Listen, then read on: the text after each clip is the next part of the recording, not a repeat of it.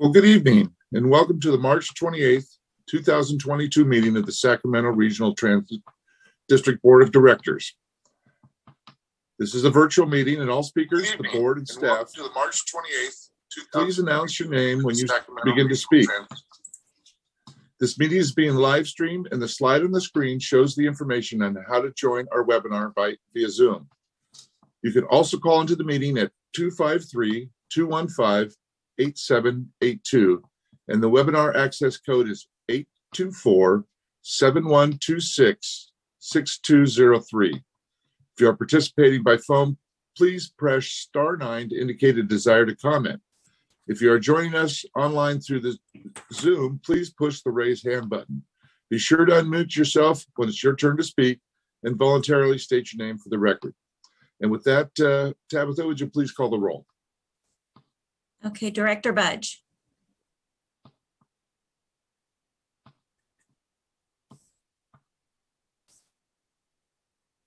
Director Harris. Here. Director Howell. Here. Director Hume is marked absent. Director Jennings. Here. Director Kennedy. Here. And Director Natoli.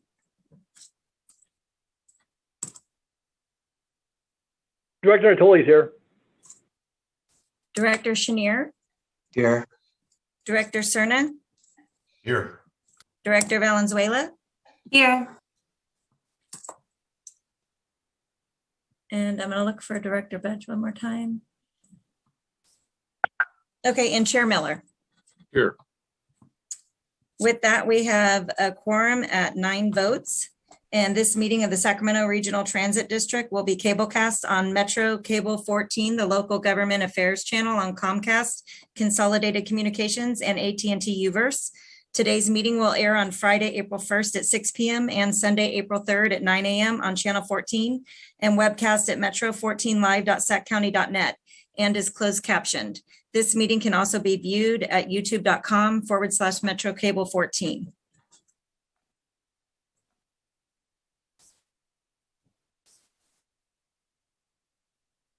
All right, can you please call the roll? Oh, we did that. I'm sorry. We're down to Pledge of Allegiance. If you'd join me, please. Lost my place. Please join me.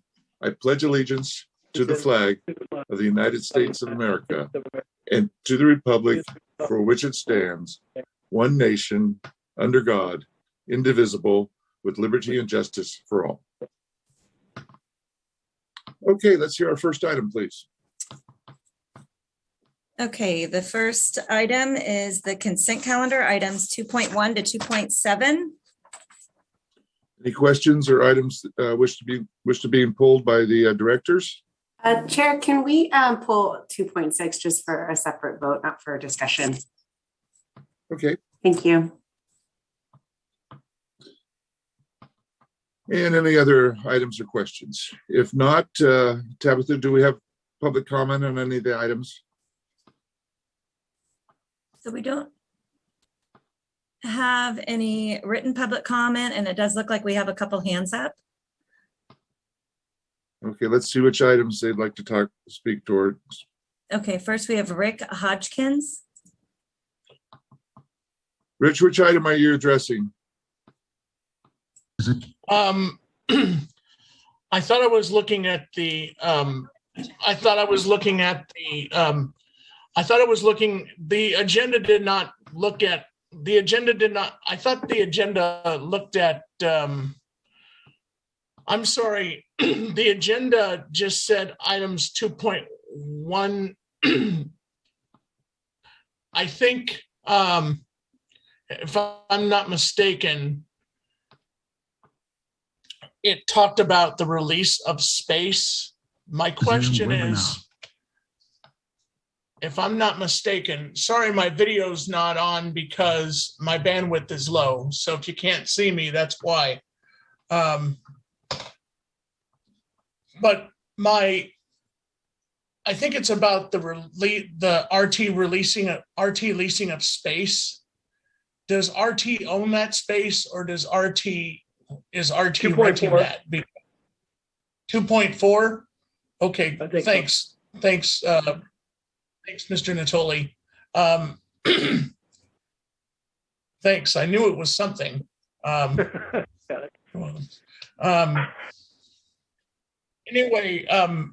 does RT own that space or is RT renting that space? Because, you know, we talk a great deal and we talk a good game about wanting to provide more service. And I don't know if the short range transit plan is on the agenda tonight. I don't know if that's going to be a public hearing tonight, but if it is, we talk a good deal and a great game about,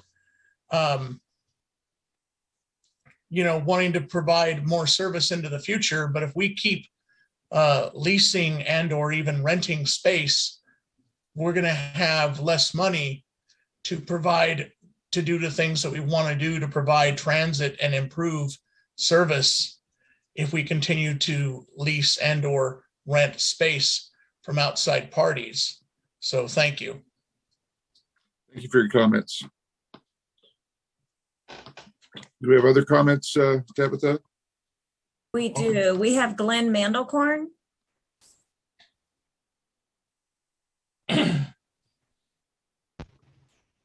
Yes, this is Glenn Mandelkern. Can you hear me? Yes. Okay, very good. So my section, I am addressing a concern, an observation regarding the visual art proposal that is 2.2.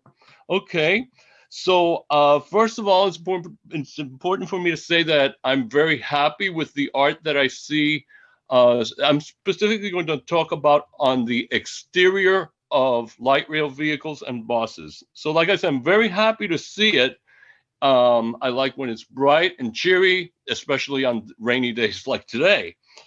However, that same image that I enjoy outside the bus or light rail, when I'm inside the vehicle, it interferes with my ability to see outside. I've seen this happens to other passengers, by the way. So the reason I'm bringing this up is that sometimes when I'm on a bus specifically, and I want to look for an address, I can't see too well the building numbers, especially for an area that I'm not familiar with. So I wanted to suggest, if this is the right place, if not, maybe some other place where this type of issue comes up, I would like to suggest some language that says that the visual art should not interfere with the passenger's ability to see outside. I don't know if that's a question of the materials being used, the size of the holes that are in this material, or the spacing of the holes. And it'll be important to look at that while also maintaining the quality of the image. So thank you very much. Thank you, Glenn. Mr. Chair, Yes, go ahead. Director Cerna here. Question for our general manager. I think the speaker brings up a valid point, and I know to what he is referring in terms of the full wraps, and the fact that those wraps have they're rather, I guess, porous, for lack of a better phrase, and so it does screen out much of the light that does enter our train cars.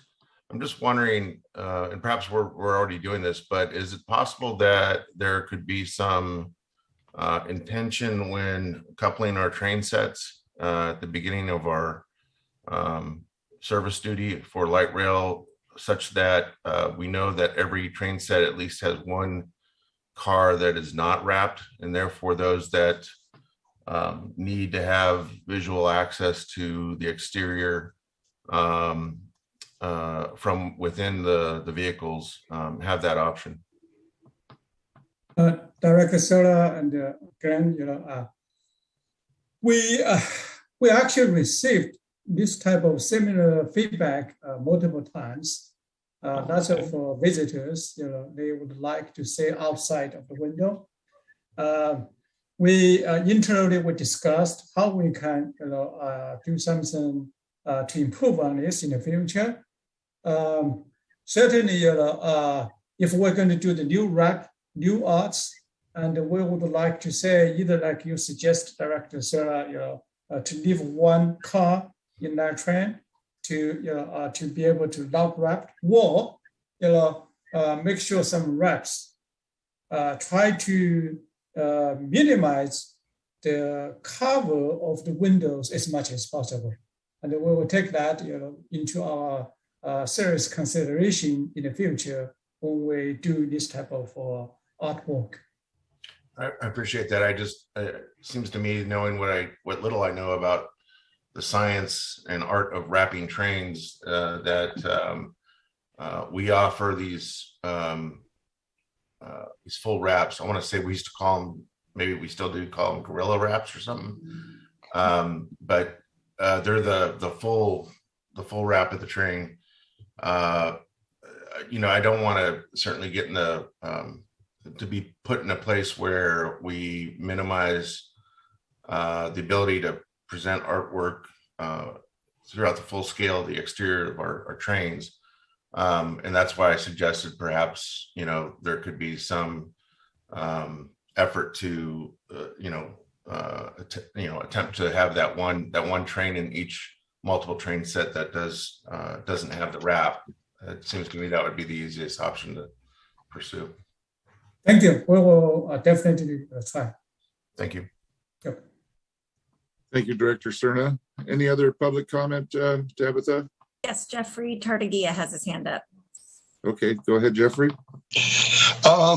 Yes, in regards to several of these things, may I ask RT to consider using the other Zoom device, which has not got, should we say, the chat disabled and the raise hand, which is what was used when you did the outreach effort for the standard, the short-term plan training.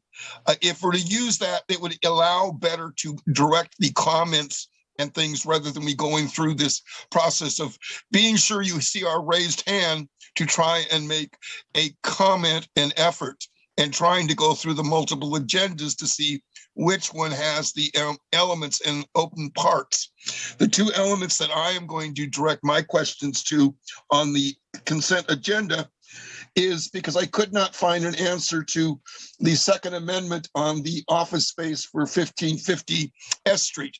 I believe I understand its purpose, but still it goes back to, as I have stated before, about the multiple projects you have out there and what you're doing, and little explanation of being offered for them and about them. But I just make, again, that suggestion because I was going to raise before this meeting and raise my hand. We're wanting to get the clerk's attention because there's no other way with the chat disabled to ask Henry if dealing with the situation that occurred last week with the writer that at the zoo got left around so that he could have a better on his general manager's report, and also in elements of his general manager's report that he could have on his site the predetermined information loaded up on his computer before the meeting started. That's unavailable to and it's something that has to be by 12 noon or 2 o'clock. Any of those concerns that be directed to the clerk of session in regards to those matters. I'm just suggesting that you consider, since you have the tool and you use the tool, that you use it in a better manner than what you are doing right now. And because you're also going to need to hold public hearings, i.e. the next meeting, and you're going to have budget hearings, is use the other Zoom format, which has a question and answer and a chat ability on it than the current format that you are utilizing right now, that allows where this type of dialogue taking several minutes to disclose, talk about, respond to. I've had this problems with other meetings as well, but that's my public comment right now about dealing with the consent items and simply the Zoom format that is currently being utilized right now, that you need to understand and use the one that allows public speaking, hearing, and a direct question answer procedure that can be submitted for the purpose of public hearings, which right now you have not utilized this last year to do that. And I will stop. Wow. Thank you. Any other comments? Yeah, Steve, my hand's up. Go ahead, Linda. So I'm sorry it took me 10 minutes to get into here. I don't know what was going on. My computer wasn't cooperating. But when I tuned in, Phil was talking about wrapping trains, and I'm wondering if somebody pulled 2.2 for discussion and amendment. It wasn't pulled. We can if you'd like to. Well, let me tell you, I read it. I'm extremely thrilled to see it. The only question I had was that as we have extended light rail from Butterfield all the way out to Folsom, each station has had an art in public places component. And I didn't actually see art in public places mentioned in the visual art policy. If I missed it, I'm sorry, but it seems to me that we should be continuing with the art in public places program. I'm not sure whether it exists anymore as 1% or 2% of the project expenditure, but it's a good idea. It's given a lot of different places a variety to put art for in a huge variety of media. And I personally would like to see it added into this policy if it does not now exist.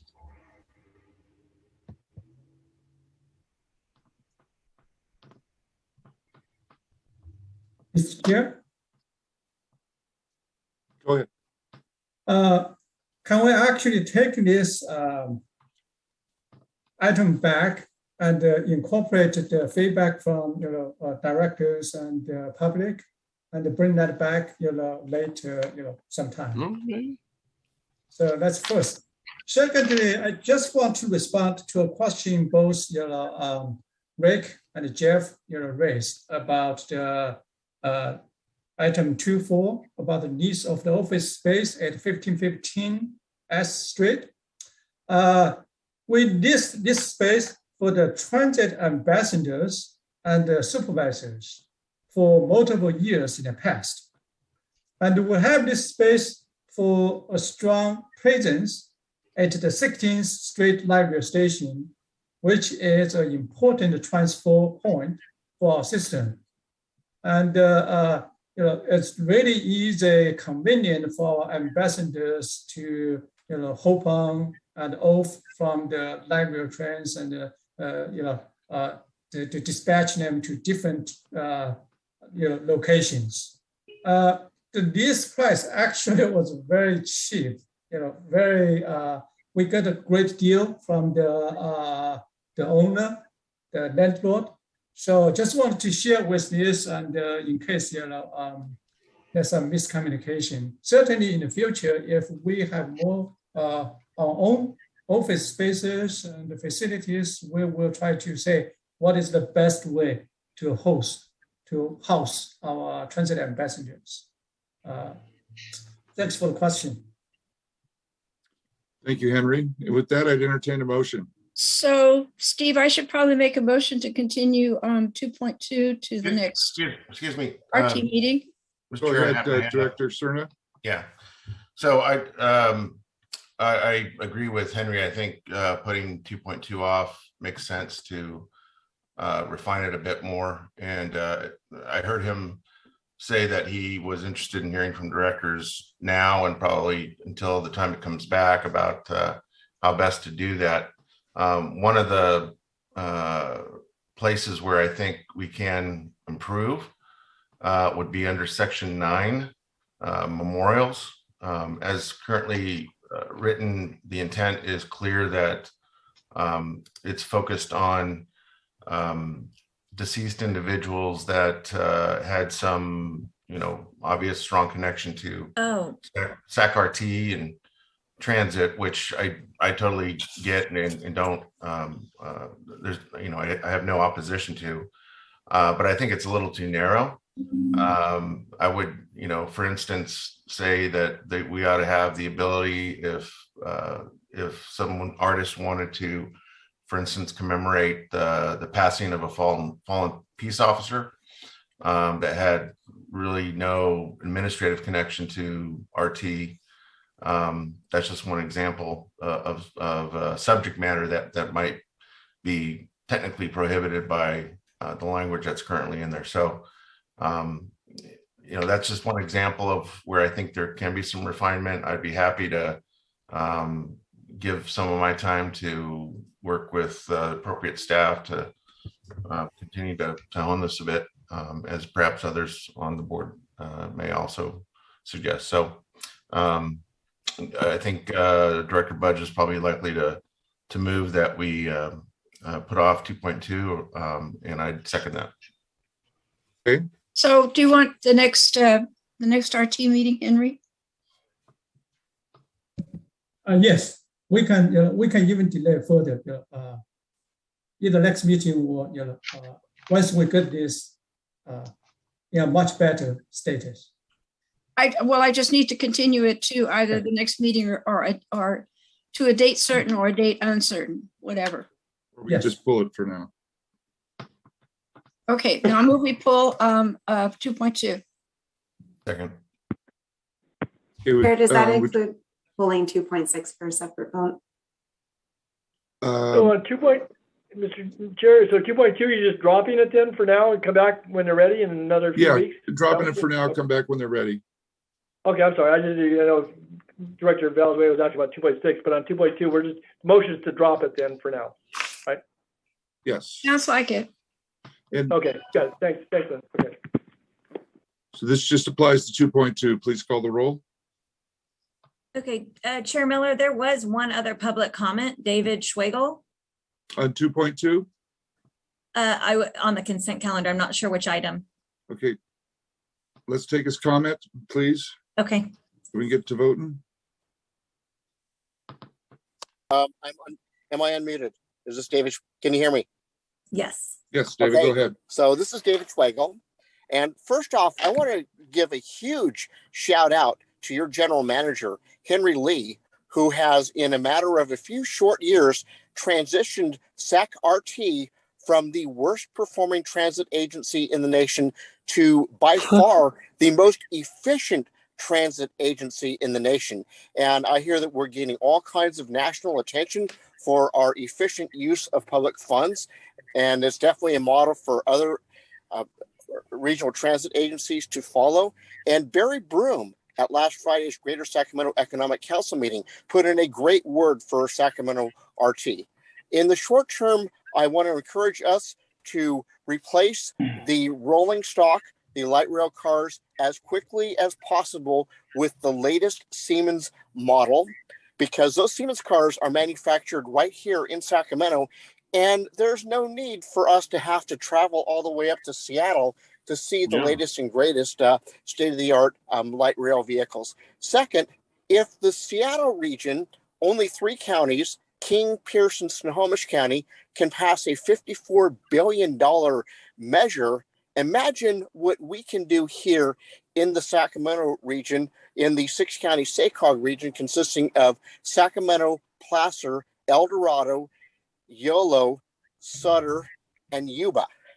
With $54 billion, we could very easily get 110 mile per hour electrified commuter rail out to the outlying cities. For example, Roseville, Rockland, Auburn, and Colfax on the Placer County line. On the El Dorado County line, of course, Folsom, but this would be more by the Palladio district where the station would be, and El Dorado Hills as well as Placerville. Additionally, south to Elk Grove and Galt, and then over to Davis, Fairfield, Vacaville, and Woodland. And of course, expedited service up to the airport, as well as Yuba City and Marysville. And that would unite our SACOG region like never before. And that would be a model for plenty of other agencies to follow. I see that the San Diego region is considering 110 mile per hour electrified commuter rail. The main item that we need to address is the fact that Sacramento is the rock bottom priority on the high-speed rail project. But if you do the benefit to cost analysis, I have a really hard time believing that San Jose scores higher than Sacramento, because you have to do all this tunneling, go through Pacheco Pass. And meanwhile, Sacramento is a flat and open shot up from Fresno.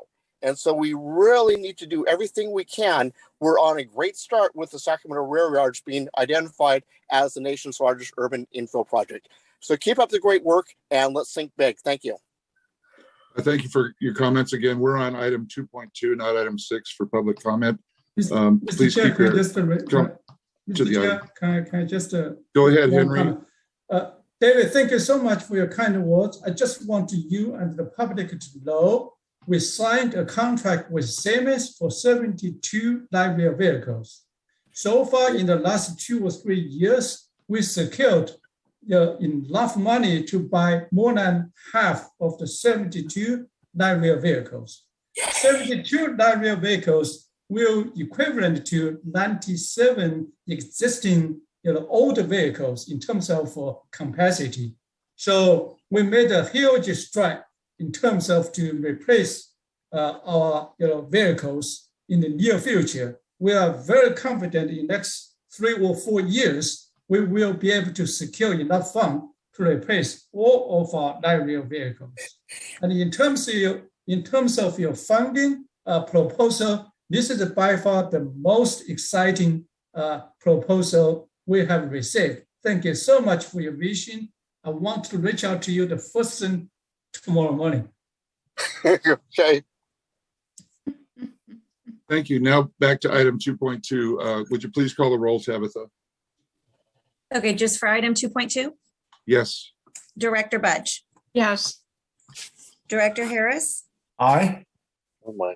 Director Howell, Aye. Aye. Director Hume is absent, Director Jennings, Yes. Director Kennedy, Aye. Director Natoli, Aye. Director Chenier, Aye. Director Cerna, Aye. Director Valenzuela, Yes. and Chair Miller. Aye. Now we need a motion for the balance of the consent calendar, less item 2.6 for separate vote. I'll move it, Chair. Second. Thank you. Thank you, Director Harris. Who was the second? Budge. Thank you. Thank you, Director Budge. Please call the roll. Director Budge, Yes.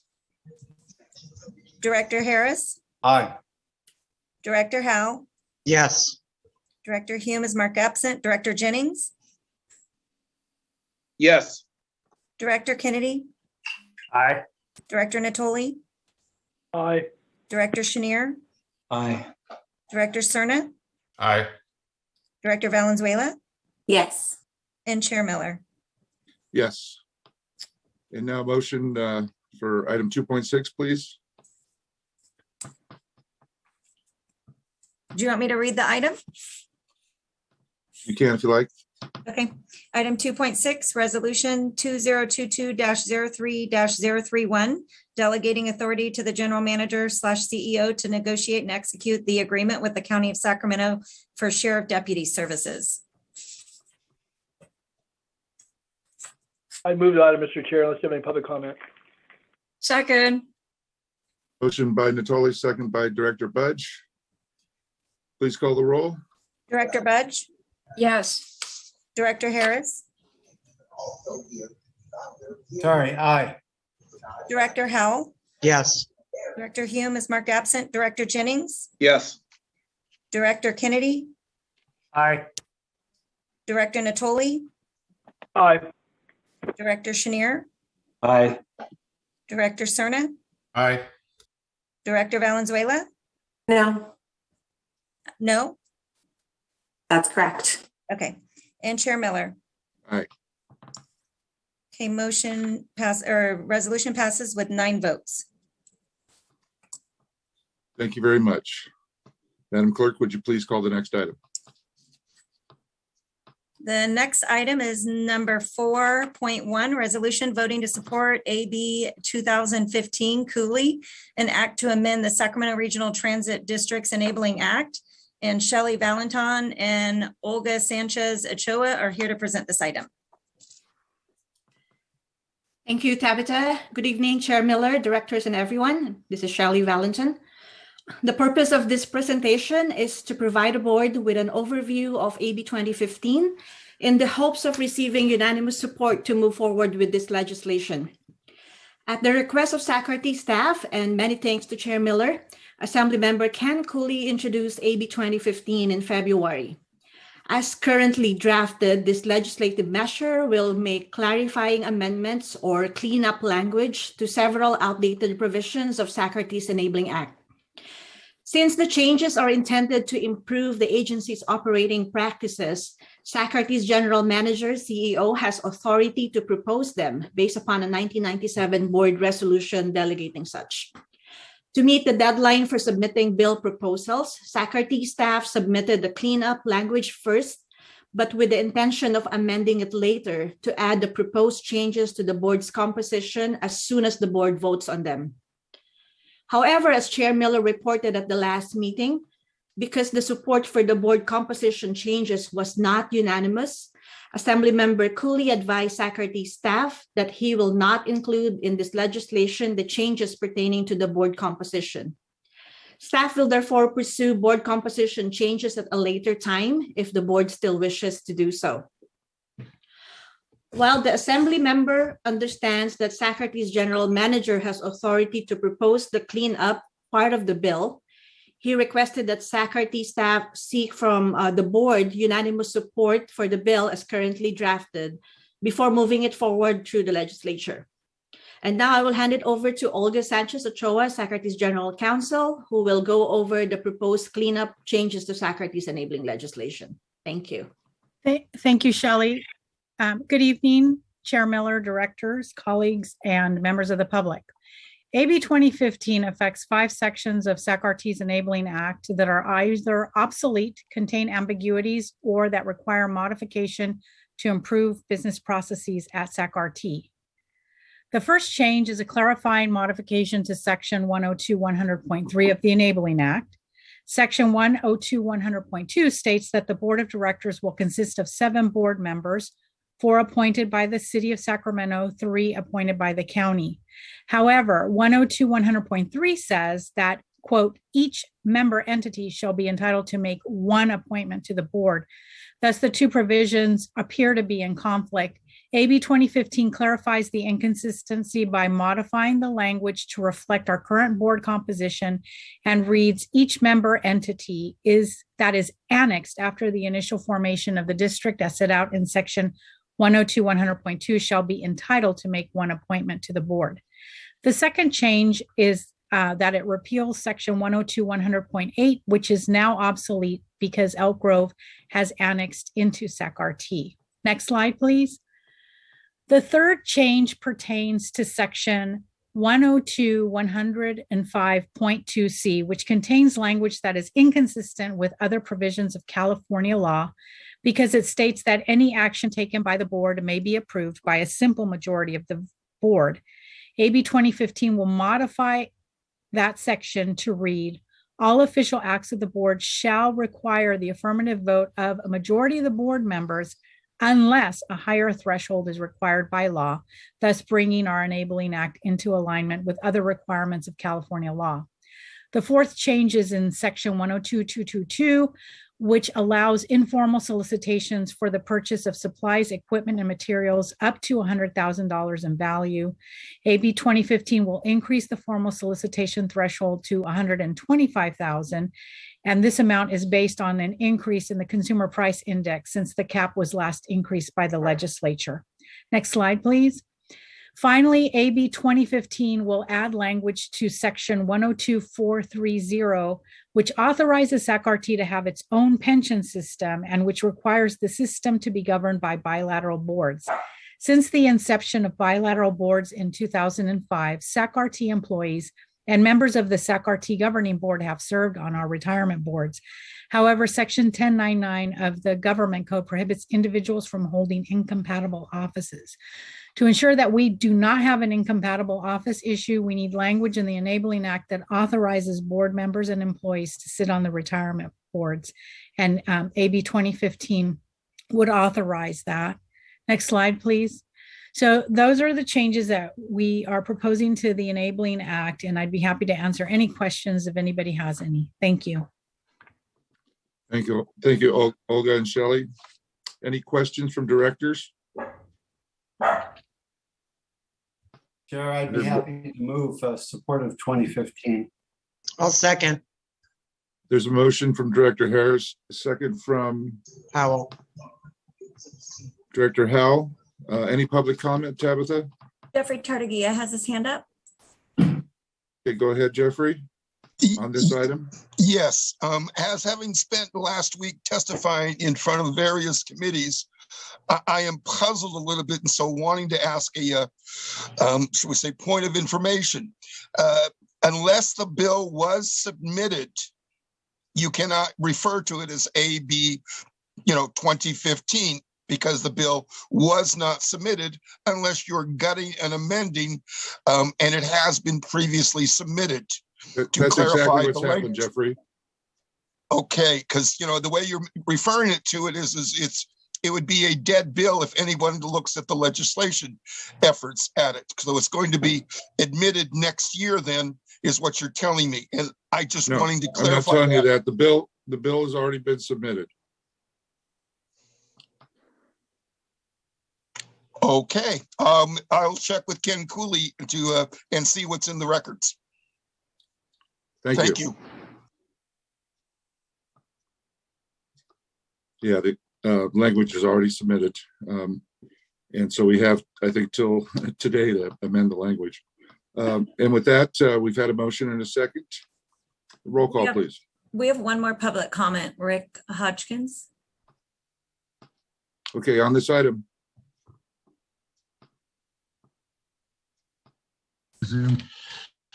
Yes, Miss Sanchez Ochoa mentioned that Rick Hodgkins, by the way, Miss Sanchez Ochoa mentioned that Elk Grove was annexed into the district. I would also like to note and report that 2 different other cities were also annexed. One of them, which is in Assemblymember Cooley's district, that being Citrus Heights. And let's also give a shout out to the city of Folsom, as that they also annexed into the district. So thank you. Thank you. Madam Clerk, would you please call the roll? Director Budge. Yes. Director Harris. Aye. Director Howell. Yes. Director Hume is absent. Director Jennings. Yes. Yes. Director Kennedy. Aye. Director Natoli. Aye. Director Chenier. Aye. Director Cerna. Aye. Director Valenzuela. Yes. And Chair Miller. Aye. The item passes unanimously. Mr. Chair, I just wanted to thank you, if I could, just thank you for your efforts and your outreach. Certainly the district, I know that you had district staff, but I appreciate your reaching out to get a sponsor for the bill. So thank you, Steve. Yeah, you're welcome. Thank you. And it's a pleasure to get something in front of our legislature on behalf of Regional Transit. And with that, we can move on to the next item, please. The next item is item number 6, public addresses the board on matters not on the agenda. Do we have any comments? Glenn, and there are a couple hands up. Glenn Mandelkorn. Go ahead, Glenn. All right. Am I on? You're on. Okay, thanks. So my comment today is about a subject that we have talked about here, the subject of free rides. And apparently our small signal here at the board meetings have reverberated all the way to the state capitol. You probably have heard that Governor Newsom is thinking about having 3 months worth of free rides throughout the state at various public transit agencies. And so I'm excited by the concept because my general interacting with riders, hesitant riders, they've thought, well, if it's free for a while, I'd be willing to use it. I also happen to note that we're approaching end of March, which is when a lot of people abandon their New Year's resolutions. However, I've also heard that one way to become effective instead is to adopt new habits, and those become more ingrained when you adopt them for about 3 weeks. So therefore, what I'd like to suggest to SAC-RT is to see how to go about implementing this, so that people can start to use the transit system if they've been hesitant. And when it comes to free, however, I'm also wary of the message of there ain't no such thing as a free lunch. So if you're going to do this, I always want you to be financially prudent. Thank you. Thank you, Glenn. And next comment, please. Okay, Jeffrey Tartagia.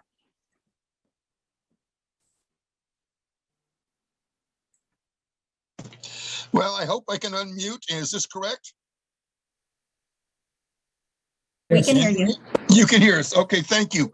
I appreciate and thank you what I see, the one about policy. I have been encouraging Henry and RT that you need to have some checklists and policies in effect, and would like to suggest for the dealing with the visual policy that you perhaps should be bringing that back to the MAC meeting for some input from they're both blind and other mobility issues related to the visual impact of what's going on. A number of things took place last week that I'm hoping Henry will, in his general manager's report, address, dealing with something else that needs both a checklist and a policy being developed. I would also encourage from both the last MAC meeting, board members, you should look at and see what's transpiring and going on. And I believe the next MAC meeting will be addressing something more about dealing with what Henry mentioned at the last meeting, about dealing with the grants that we had for some CNG buses. Do note, I will say also to you that we have had now the bus cancellations, I perceive on Friday, have been dropping very well. And I appreciate what I see in the newsletter and on the website. I will encourage again that the bus cancellations be more in red and visually oriented to make people aware of exactly what that translates and means. Your operators are doing an excellent job of assisting, shall we say, our riders that are getting stuck at times when you do not have a, shall we say, a bus being actually transferred and going on. It has been canceled for this route and this time period. Lastly, I will also comment about that beyond what went on with the disabled rider that got left at the zoo, that again, that hopefully a policy will be developed back with the MAC assisting in that. There was a previous policy that said that you determined and made sure that anyone would get a ride home in one manner or means. And you may have been attempting that with some of the van usage through there, and do want to do a shout out to understanding about what the Citizens Academy will do, and the fact that there's various issues that really need to be effort. And in ECHO, yes, we need more transportation dollars, and we need to figure out how we get more support for what is needed and necessary for transit. And I would do a shout out to Jessica for, as your public, shall we, space of thinking ahead about some of the things to alerting about what's going on.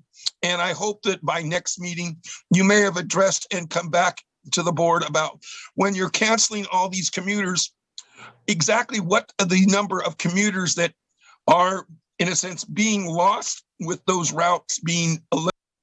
Thank you, Jeffrey. Your time's up. I appreciate your comments. Thank you. Next speaker, please. We have Rick Hodgkins. Go ahead, Rick. Thank you. Earlier this month, that when Henry did his, earlier this month, that when Henry did his transit talk, I asked a question but it never got answered. And my question was, who are the names of the companies that SAC-RT contracts with for supplemental services for SAC-RT Go? I asked that question for two reasons. One, because that when we contracted paratransit services out with Paratransit Inc., it was either taxi cabs, numerous and various different taxi companies, or it was Silver Lining. And the second reason why I asked that question, and I cannot stress this enough, if we keep contracting, leasing, and sourcing out, we're never going to have enough money to spend our money what we really need to spend it on. So, thank you. Thank you, Rick. Any other speakers? Thank you again, Rick. I don't see any other hands up. All right, let's move on to the next item. Now we Please. can move on. The next item is item 8.1, the general manager's report. Good evening, Chair Mina, members of the board and the public. Thank you for joining us this evening. It's just this evening. Let me begin by sharing some photos from our employee appreciation event last week. We hosted food trucks and hand out commemorative tokens of appreciation to staff at several locations last Wednesday, lasted about a whole day.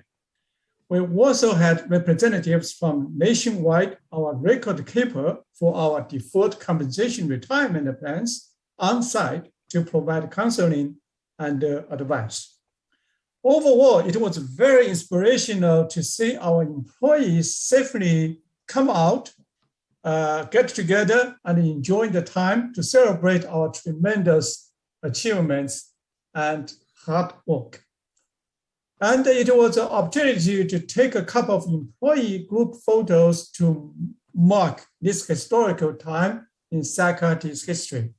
You may say, Congresswoman and I hand, the picture, which we took 25 years ago. Certainly, we're honored to have Congresswoman Matsui and Chair Mina join us as well. We have a plan for this event to be quarterly to share our appreciation. And I know that the feedback we have received from staff has been very positive and appreciative. They want to have this type of event every week or every month. And we know every week is not possible, but we might do every 2 months.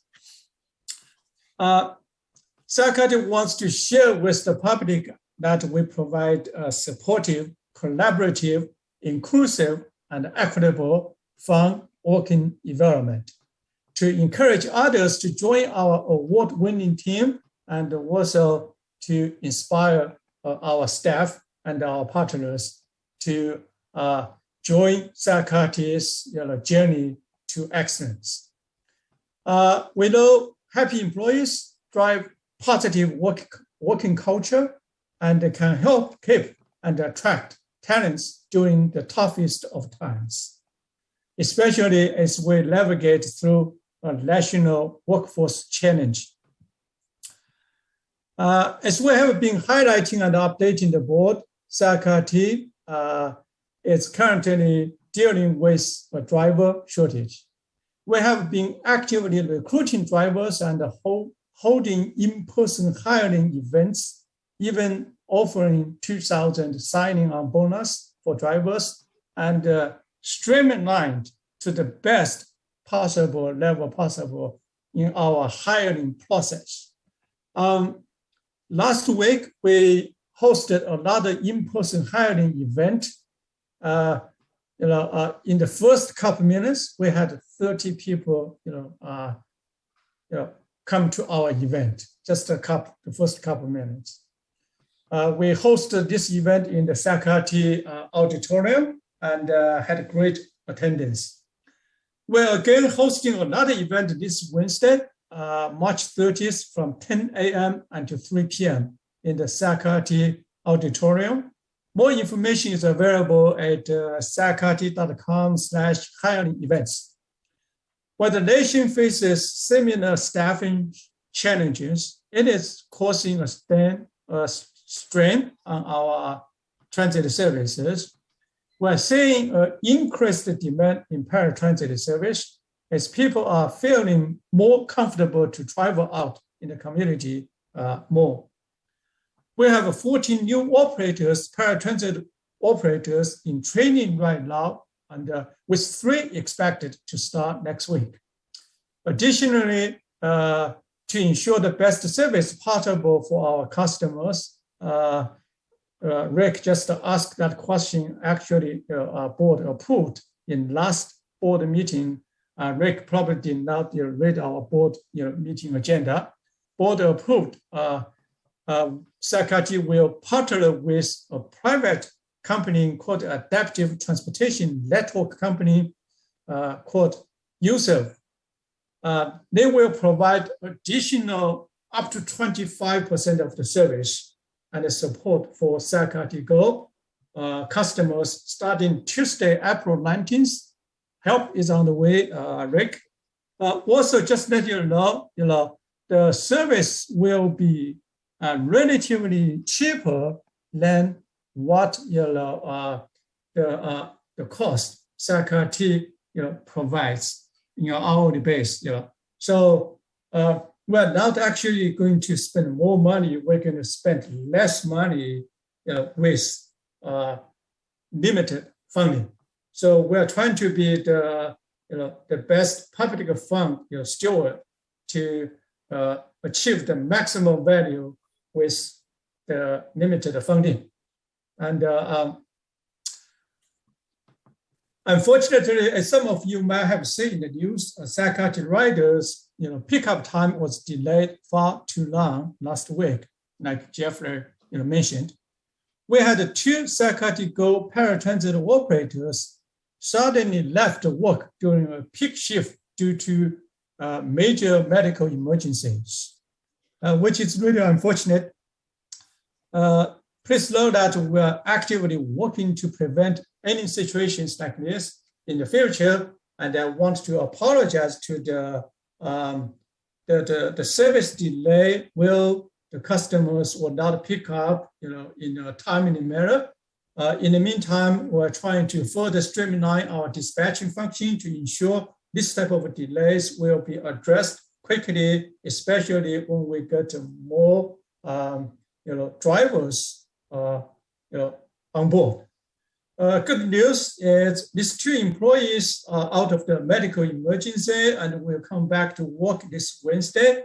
And we are so happy to see our employees come back from the medical emergency. Next, I do want to highlight that Faculty's Successful Transit Academy is back. The 2022 Transit Academy will be held on Wednesdays from May 4th through June 1st, every Wednesday, each week. The Transit Academy is a free 5-class course designed to educate, engage, collect our residents, business and community leaders and other stakeholders about our planning process and how public transit shapes our communities. Classes are held once a week. We're currently taking applications through Monday, April 18th. We have had about 60 individuals going through the first 2 academies before the pandemic, and they have become tremendous advocates for us in the community. Glenn is one of our graduates. I hope you can help us spread the word. Then next, as I shared a couple of months ago, Sac County was going to receive Women in Transportation Sacramento Chapter Innovative Transportation Solution Award. The award honors innovative transportation project or service that improves the quality of life for its users and the community. Over the last few years, Sac County has forged strong partnerships in the community. And during the COVID-19 pandemic, we continued to innovatively pivot to serve the public in new ways.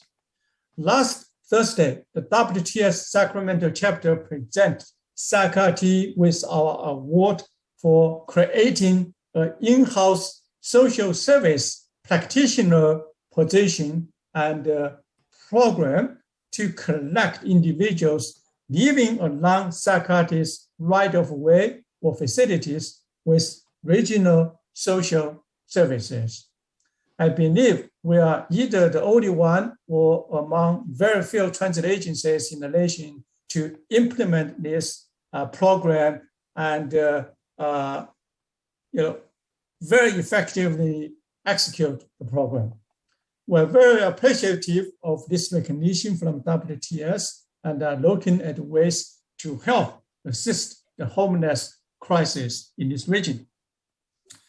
In addition, I would like to highlight a collaboration Sac County is participating in to help celebrate Mother Earth. On Friday, April 22nd, we are offering system-wide free rides on all Sac County service, buses, light rail, smart ride shuttles, and Sac County Go paratransit service shuttles during regular service hours. That is April 22nd. No free ride flyer is necessary. You can just hop on and go. To learn more, visit saccounty.com/earthday. In the meantime, it looks like the governor will provide money to all transit agencies, up to 200 transit agencies across the state, to provide free service for 3 months in this period, in the period of up to the roof gas price crisis.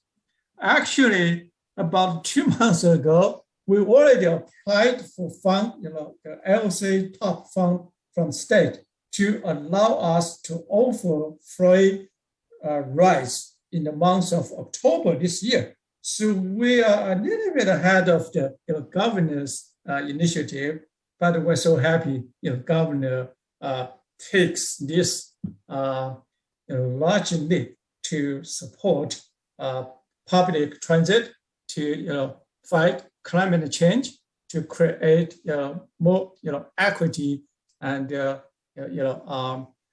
improve our economic growth. To conclude my remarks, I would like to share a wonderful operator commendation I received. This letter is on the screen, but let me read just a little bit from it. I would like to commend your operator on the bus line 30s. I bought at J and 53rd Street and asked the driver about connections to the 142 airport bus. As we approached L and 13th, my operator noticed the 142 airport bus was just pulling out. To my great surprise, he caught the departing bus and arranged for it to hold at the next stop for me.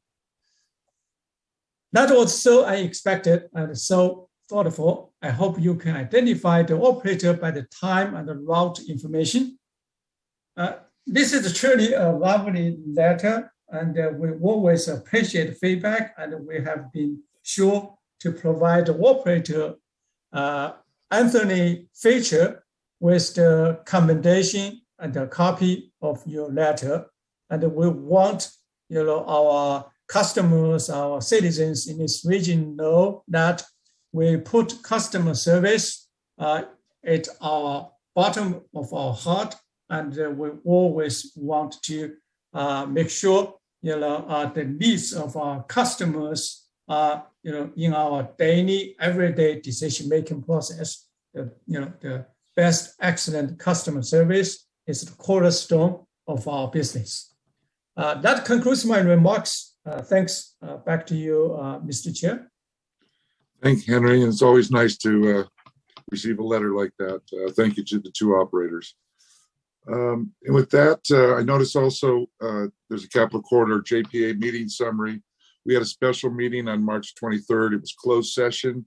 I left before the end, so I don't know if there was reportable action, but it is a lawsuit, so I'm going to remain silent on it. I believe Director Harris would have the same report. I'll let you know as soon as it becomes public. And with that, is there any other items, Henry, for your report? Actually, Miss Barbara Staten raised her hand, and nobody, caught her. I don't know if we can get a chance to ask her to speak. Barbara, are you still there? Yeah, let's go ahead if we can get her on. Barbara, are you there? Yes, I'm here. Hi, Barbara. Okay. I'm sorry, I missed your hand. up on 6, but no one. I just want to reiterate about what Jeffrey said about the drop trips. The drop trips are a problem, and we've had a number of meetings with staff to try to figure out a solution for that. Recently, a person went down to the Florin Road to catch a number 81 to go somewhere. The 81 was no longer running. He decided that, well, I'll take the Smart Ride because the Smart Ride is down by Florin Road.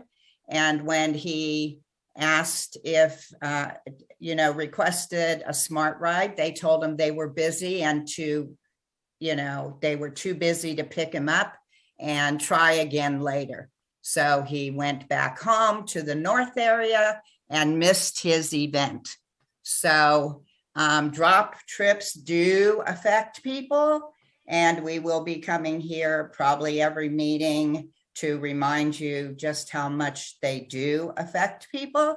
And that's all I wanted to say. And we also gave out the Top Banana Award for 2022, and it went to a youth. His name is Glenn Jackson Jr. He's been getting up and talking about transit since he is 10 years old, and he is now 14. So the 2022 award went to him, well-deserved. We hardly have any youth that we see that's up and coming to advocate for transit. He's also part of the Youth Academy for SACOG. He's been recognized like that. So we're really happy that we were able to give him the Top Banana Award for 2020. We have 2 more to go until the end of the year, and hopefully people will, nominate other people, and that's it. But the trips is really a problem, Henry, and I don't know what the solution will be. People can't get where they want to go when they want to go there. And I've had numerous calls from people, especially in Old North Sacramento and Del Paso Heights, saying their buses, got dropped and they weren't able to go where they wanted to go. So we'd like to impress upon you to try to find a solution for that. And we're trying, internally, we discussed how we can, further, improve our process. In the meantime, we need more money to hire more operators. So please help us too. Thank you, Barbara. And with that, let's move on to the next item, please. Okay, Chair Miller, Jeffrey Tartagia also has his hand up. Okay, we're done with that item, but go ahead. Jeffrey, I'll give you a minute. Well, as my comment was, I presume most of you board members are aware of what happened with Channel 13, I believe it was ABC broadcast last week, where an individual got left at the Sacramento Zoo. I just bring that's been something that's been discussed at the MAC related to missed rides and delayed rides. There is a new policy that needs to be put in place there about how you address that need so somebody does not get lost in the system. The other thing I will really encourage is we expand on 142 and make it more an on-demand service starting from the community theater location where it should be starting out. And also remarking that as of April, when you change the revise the schedules again, well, we see that the 88 and the 86 get revised. It does not start at 9th and K. It has been now recently starting at 11th and J Street, I believe. Thank you, Jeffrey. Okay, now next item, please. Okay, next item is number 9, reports, ideas, and questions from directors, if any. And I'm not seeing any hands. Are you? I am not seeing any hands, and I want to apologize to Barbara Stanton. I saw her hand go up, but then I saw it go down, so I didn't call. Okay. Well, we got her in. That's what's important. Yes. Okay. Well, then we'll move to the next item and adjourn this meeting. We are adjourned. Thank you. Thank you. Good night. Thank you, everyone.